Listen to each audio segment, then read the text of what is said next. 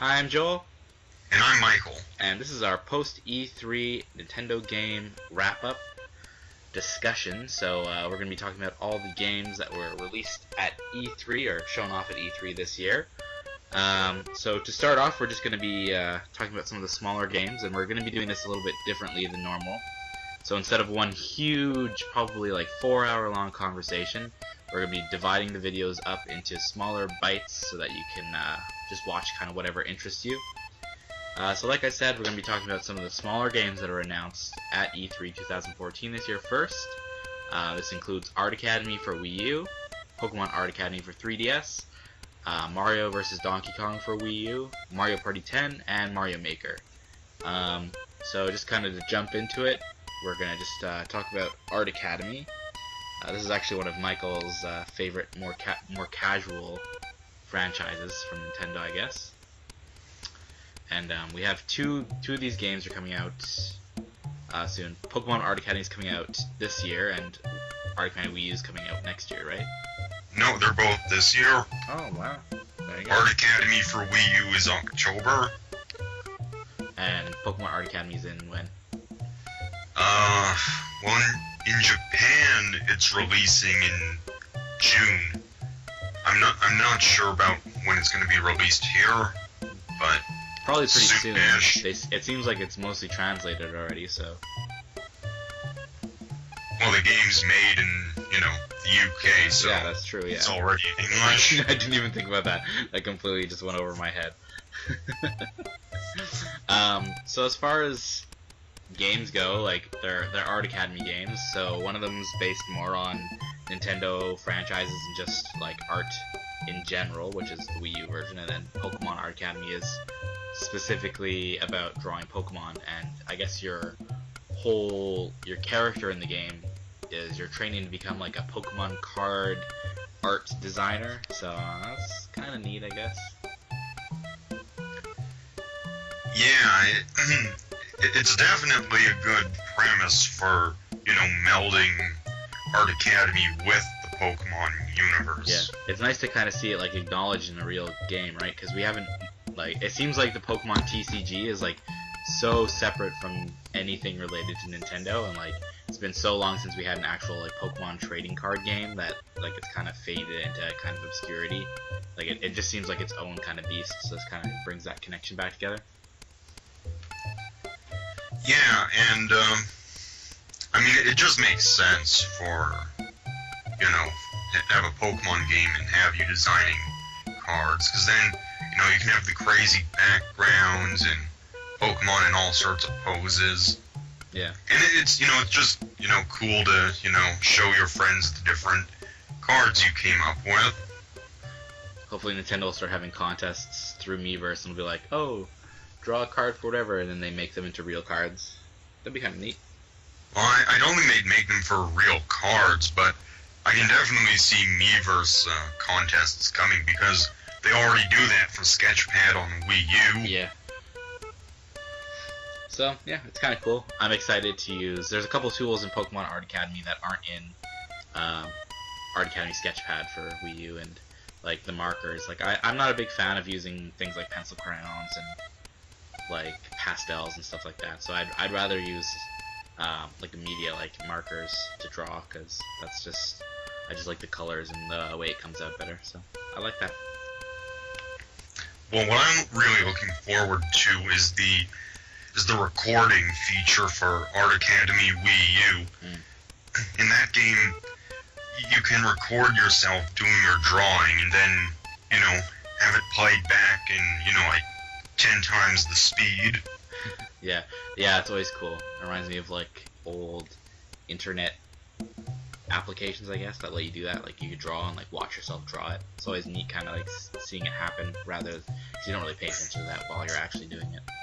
But not just that, but you look at people on Miiverse and see how they drew some of the incredible things they've done, and you learn that way.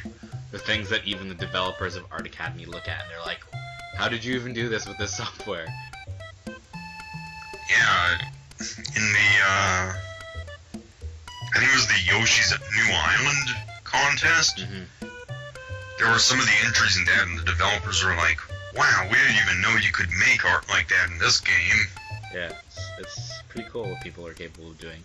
Just depends on how much time you want to put into it, I guess. How much time, how much creativity. Mm-hmm. Sky's the limit. Yeah. So next up we have a kind of interesting game. This one's kind of funny because Michael and I's pre-E3 discussion, we actually recorded a huge chunk to this game, but we never like, I cut it out because it kind of seemed not really that important. But this is Mario vs. Donkey Kong Wii U. This game was made using the what's that thing called again? Shit. Either way, it's using development tools to like, kind of make indie games, help make indie games, and they made Mario vs. Donkey Kong as an example of what you can do. And we were talking about it, and we were like, oh well, whatever, it's not important, like blah blah blah blah blah. And then, as you know it, like, it comes out at E3, and they're like, okay, we're gonna be releasing this. You know what's incredible about this game, though? For the first time ever, there's a mini Luigi toy in the series. Oh, really? Yeah, there's never been one before for like a decade, but now he finally shows up. He returns. Yeah. Well, that's good, you know. Now we're gonna have minis of all the characters. So pretty much. For next Mario Kart. Oh God. And the application used to design it, it's called Nintendo Web Framework. So I had to look it up because we both forgot. Anyways, go ahead, say what you were gonna say. From a gameplay perspective, it really doesn't look that different from Miniland Mayhem for the DS. I mean, I'd say they look almost identical, except, you know, this one's in HD. Yeah. And truthfully, it's just like a simple puzzle game. Like, I'm not a huge fan of the Mario vs. Donkey Kong series, but I guess enough people liked it that Nintendo decided to actually make it a real thing. So usually when they do tech demos, they don't usually make it into real things. I guess you have like Steel Diver, and you have Pilot Wings was based on tech demo, right? That's so long ago, I really don't remember. But it happens, but it's not really that common, so kind of just a nice thing. But the one thing I like about Mario vs. Donkey Kong, and you know, it's kind of foolish, but I just like it because, you know, it's a game that Pauline is in. You know, she's pretty much been thrown to the curb otherwise. Yeah. I wonder why they choose to never put her in any other games except this. Like, is there a reason they like trap her in this one series? They probably just don't even think about it. Because Mario vs. Donkey Kong is made in Washington, so yeah, you know, completely different people from, you know, the developers in Japan. Yeah, I guess. They probably don't consider her a Mushroom Kingdom character either. Well, she's like a Slums of New York character kind of thing. That might be a little harsh, but... Well, you know, she's supposed to look like a 30s King Kong damsel in distress type character, but I digress. So the next game that was shown was Mario Party 10 for Wii U, and this is basically just the next installment in Mario Party.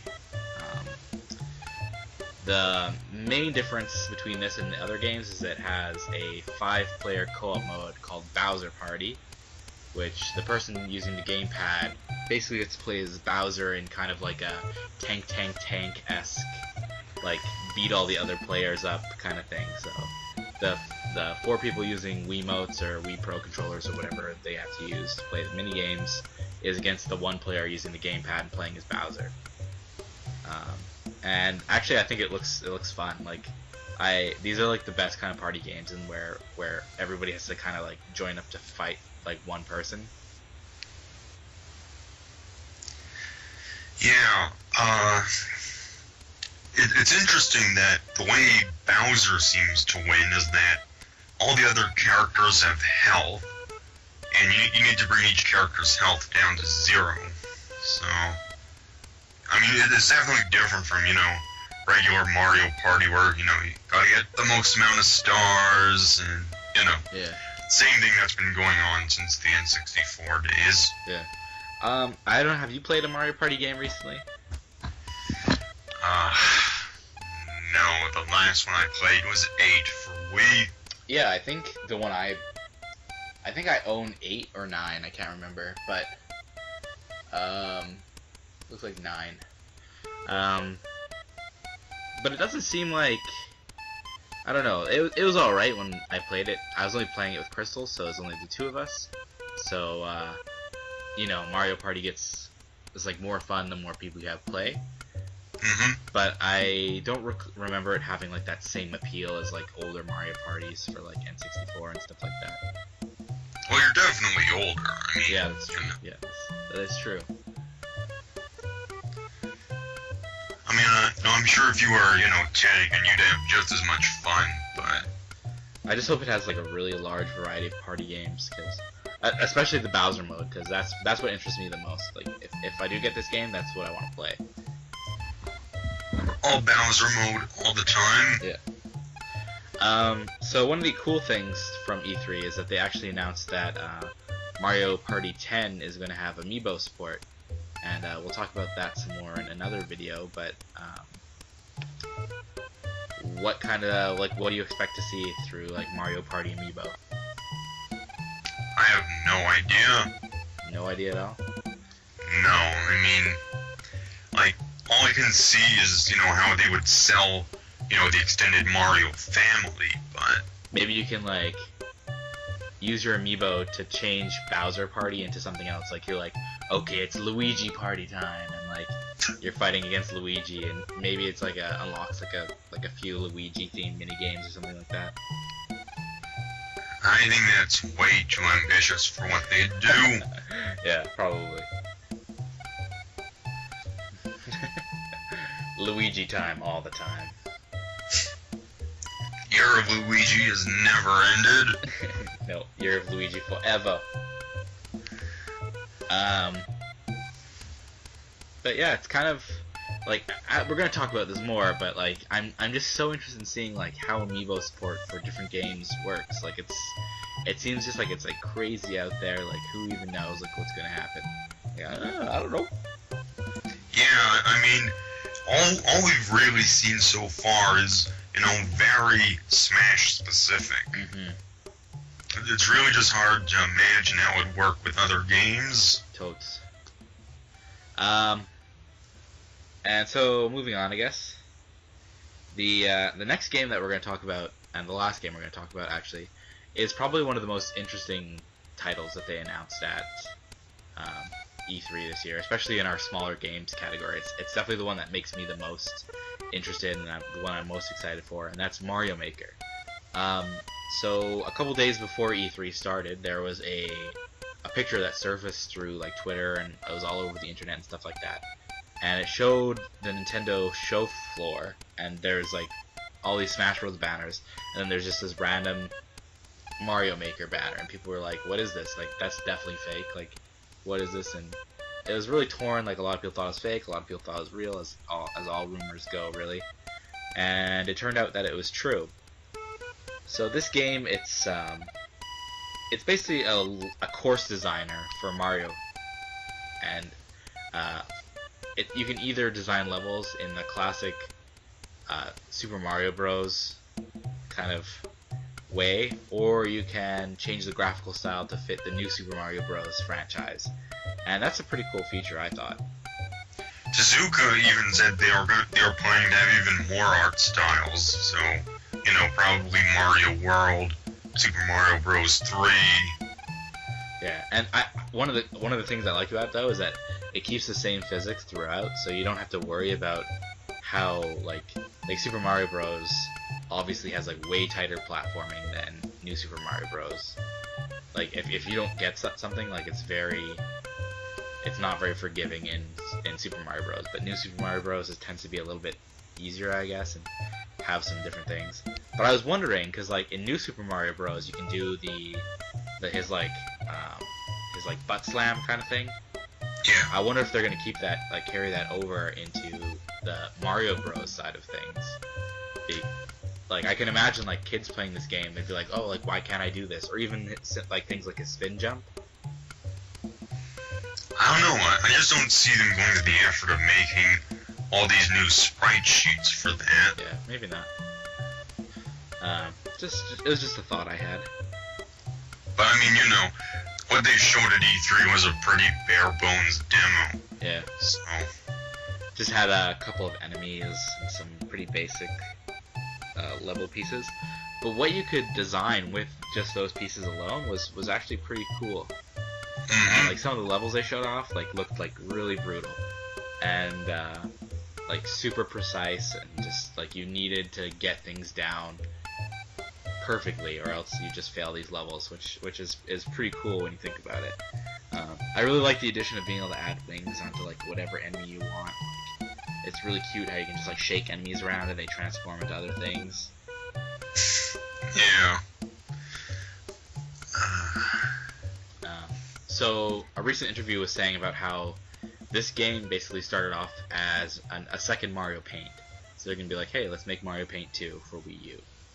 And eventually it just evolved into what it is because the creator, Tezuka, he decided that some people enjoy just putting things together more than you can draw. Like, if you can't draw, you can't really use Mario Paint. So he decided that instead of that, they would just make this game where you can just take pieces and just build what you want. So it's basically like, it's like almost like a Mario Lego set, I guess, if you were to, if you will. I guess you could say that. Yeah. And because of those roots, it has like a lot of Mario Paint connections to it. Like you can see the gnat flying around from the gnat attack minigame in Mario Paint, and it does the congratulations, clap, clap, clap, clap, clap, clap, clap, that happens in Mario Paint when you finish those levels. I think there's a couple other little references in like the main title and stuff like that I read about. Well, I think Tezuka said that the fly swatter minigame will be included in this game, so. It's back. And Music Maker too, so. Which is great, because like people still use the Mario Paint Music Maker today to make like these insane songs. That's pretty crazy, because I mean that game's gotta be, over 20 years old at now. But. At least. And it's just like that really shows like how much work went into that game originally, that like it's still like used to do that today. What I'm kind of hoping to see from Mario Maker though is, I don't know if you've ever watched Automatic Mario videos on YouTube. No. Okay, so basically it's kind of like this fan thing, I guess. You use a hack of Super Mario World, and you build your own levels in it. But the way they do this is they like place blocks so that it makes Mario move, and a lot of them tend to be like music blocks from that game. So just the way he like lands on objects or hits like coin boxes and stuff like that, they make songs out of just regular Mario objects. Okay. And like there's some like crazy examples, like someone does like Fire and Ice by Dragon Force in Mario, and it's just like, wow, like the amount of time you put into making this work is actually just insane. And I'm wondering if like the final build will have stuff that's closer to that. Like, will we be able to have that? I don't know. I mean that's pretty extreme, but. Yeah. Well, like Super Mario World features a lot of blocks that are different from Super Mario Bros. I think it'll mostly be based on like what's available in Super Mario Bros. And they'll just like use the equivalents of them from the other games. Problem with that though is, I mean, that's pretty limiting as is. Yeah. But then on the flip side, you also have Tezuka-san was saying like how they plan on using, maybe putting in other enemies and characters and stuff from other games. So there could be like a Metroid version where we have Samus running around. You can use Metroid enemies and stuff like that, or maybe like Legend of Zelda 2. So he said it was specifically going to say side scroller, so you have to kind of think of it like that. I guess we should say like that. So Zelda 2 or The Link's Awakening. Yeah. So you could kind of get like your own NES remix level builder kind of thing going on. Yeah, I guess you kind of could. Yeah. Though I imagine, Mario, since his name is in the title, is really going to be the main focus of this game. Yeah, totally. Yeah, it'll probably be very limited if there are other things. Maybe you'll have to use amiibo support. Did they even announce that for this game? No, not for this game, but you never know. Like, they'll be like, oh, take your Samus figure and put it on, and you unlock Samus's, set, basically, her tile set. Oh boy, that upset a lot of people. Perhaps. Well, anything else to say about these games? No, I think we've covered these games fairly well. Yeah, pretty good. So if you like this video, we're going to be talking about some of the bigger announcements at E3 in our other Nintendo post-E3 discussion videos. You can find those on our YouTube page. You can also follow us on Twitter. We post all sorts of Nintendo news and all sorts of goodies like that. We have contests and stuff sometimes. Win some free stuff. You can also check us out on Miiverse, especially when the new Art Academy games come out. We'll be probably drawing a lot of stuff. You can make fun of us on Miiverse for our terrible... Please don't. Yeah, please don't. But I was Joel. I'm Michael. And thanks for listening. Bye. Bye.